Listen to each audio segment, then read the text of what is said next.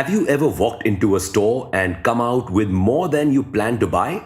Don't be guilty. We're all victims of neuromarketing, something that brands from Apple to Coca-Cola use. Wondering what exactly is neuromarketing and how it can brainwash us into spending more?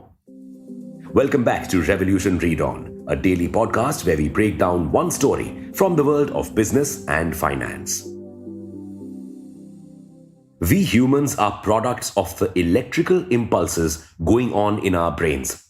Neuromarketing studies these electrical impulses to understand how we respond to marketing strategies, new packaging, taste or smell of a product, logos, and so on. By studying the brain's responses, marketers can get super useful insights into how to best reach and influence us. Neuromarketing basically proves that the heart of commerce beats not just in the wallet, but in the brain. How does it work? Neuromarketing is a mix of psychology, neuroscience, and marketing.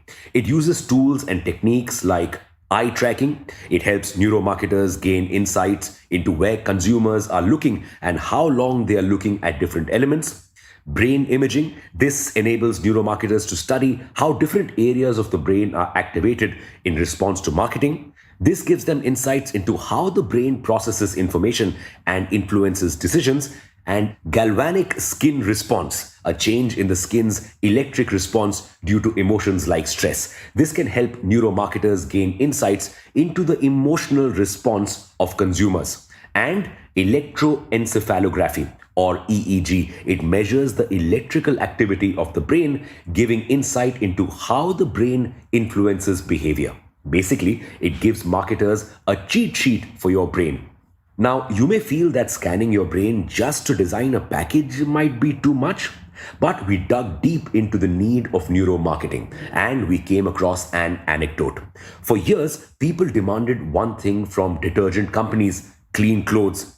For years, brands tried to perfect the formulas to clean clothes. But years later, brands realized that customers didn't just want clothes to look clean, they wanted them to feel clean. That meant they needed to smell clean after a wash. Smell mattered. This information sounds basic, but this basic insight only came to surface when brands hired an anthropologist to figure out customer behavior. David Ogilvy, the father of advertising, rightly said, consumers don't think how they feel, they don't say what they think, and they don't do what they say. Neuromarketing can help avoid such pitfalls. It can tell you exactly what aspect of your product a customer likes or dislikes. A customer may not want to give you brutal feedback on your product, but their brain will. But does neuromarketing actually work? Let's look at a few brands that have used neuromarketing successfully. Nike, Apple, Coca-Cola, and PepsiCo have all used neuromarketing for different purposes. Lay's, Frito-Lay needed to figure out the perfect way to create an addictive snack. So it used neuroscience to understand the flavors and ingredients that are most appealing to consumers. Result, the company has found that the combination of sweet, salty, and crunchy sensations can activate reward centers in the brain. It used this information to create new and improved snack products.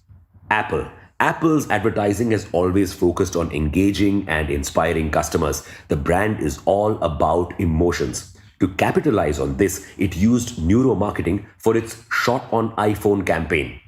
This campaign used EEG technology to measure the emotional response of viewers to the ads. The data was then used to determine which elements resonated most with the audience and helped Apple to optimize their ads for maximum impact. Coca-Cola has multiple competitors that taste more or less the same. To stand out, it had to create a brand for itself. So it created an emotional connect with customers through smell. It infused the smell of its classic cola aroma into retail spaces and vending machines. Studies have shown that the scents can trigger positive memories and increase consumer cravings. KFC.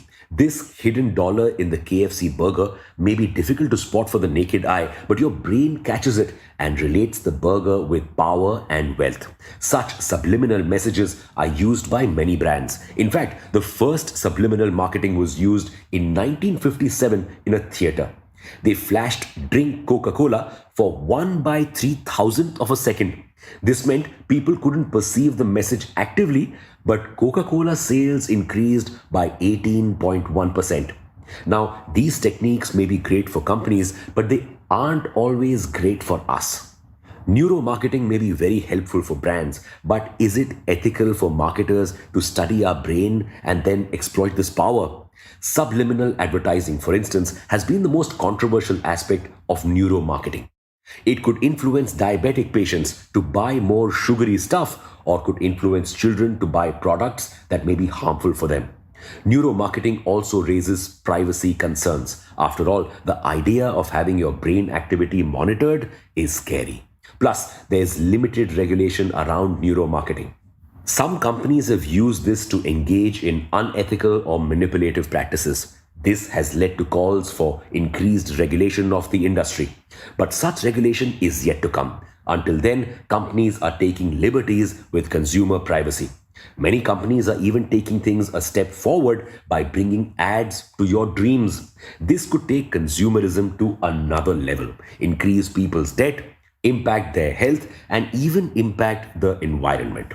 Do you think governments should take a stronger look at regulating neuromarketing? What are your thoughts on this? Thank you for listening to this episode. We'll be back with more on Monday. Until then, read on.